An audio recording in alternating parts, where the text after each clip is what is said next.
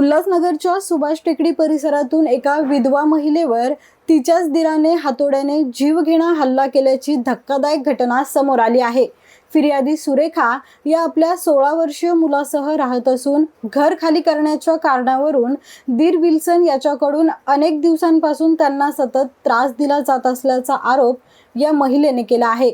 गुरुवारी सकाळी 6:30 वाजण्याच्या सुमारास आरोपी विल्सन पुन्हा शिवीगाळ करू लागला। शिवीगाळ का करतोस असा जाब विचारताच संतापलेल्या विल्सनने थेट स्वतःच्याच वहिनीच्या डोक्यात हातोड्याने जोरदार प्रहार केला। या हल्ल्यात महिला गंभीर जखमी झाली।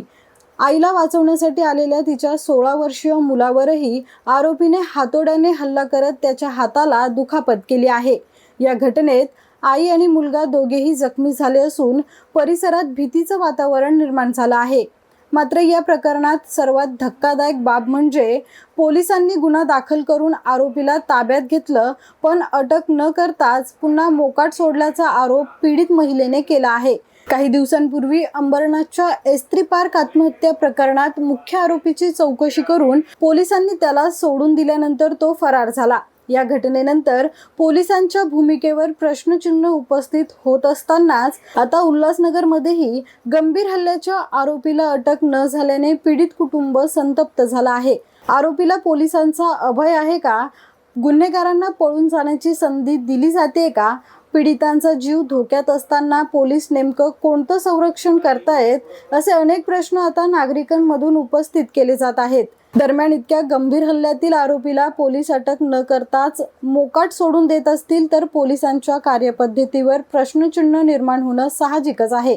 त्यामुळे या प्रकरणात आरोपीला तात्काळ अटक करण्यात यावी अशी मागणी नागरिक करत आहेत। माझं नाव सुरेखा संतोष मेकेटीस। मी उल्हासनगर 4 मध्ये राहते, भरतनगर 2 मध्ये। मी माझ्या घरी स्वतःच्या घरात राहते। माझ्या बाजूला माझे दीर विल्सन मेकेटीस राहतो। तो माझ्यावर खूप शिवीगाळ, रोज सकाळ संध्याकाळ शिवीगाळ करून तो मला घराच्या बाहेर हाकलण्याचा प्रयत्न त्याचा चालू आहे। खूप रोजचा मला टॉर्चर होतोय। आज त्याने माझ्या घरात घुसून मला हातोडीने 4-5 वेळा वार केलाय डोक्याला। माझ्या डोक्याला 60 टाके पडलेले आहेत।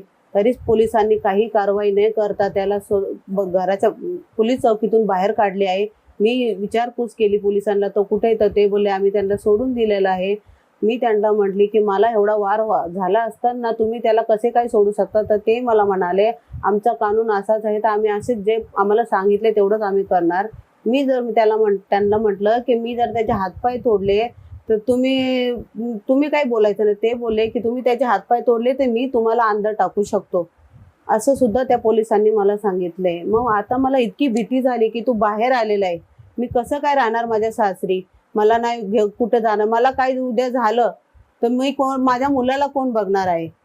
मी काय तो बाहेर सुटलाय, मला खूप भीती आहे। मी सीधा उठून पोराला घेऊन माझ्या पोलीस चौकीला जाऊन तिथे बसणार आहे। जोपर्यंत त्याला अटक होत नाही तोपर्यंत मी घर सोडून कुठेही जाणार नाही। घरकाम करते, दिवसभर मी कामात राहते, एकटा माझा मुलगा घरात राहते। त्याला खूप रिक्सी, ती बाई तो माणूस खूप विचित्र लोक आहेत, ते काही आळ आमच्यावर घेऊ शकतात। ह्यावेळेस पण मी त्यांच्यावर 5 वेळा तक्रार केलेली आहे, तेव्हा पण पोलिसांनी काही ऍक्शन घेतलं नाहीये। त्यांना घरचं मॅटर करून त्यांना सोडून दिलेलं आहे। दोघांना समज घातली की काही असं होणार नाही, आता निघून जावा, असं करूनच त्यांना सोडलंय। आणि आज त्याने तो खूपच मोठा कहर केलेला आहे। डॉक्टरांनी मला सांगितलं तुमच्या डोक्यात 5 एमएमचा फटका पडलेला आहे, तुम्हाला 60 टाके पडलेले आहेत। माझी मागणी अशी इच्छा आहे की पोलिसांनी त्याला अटक करावा।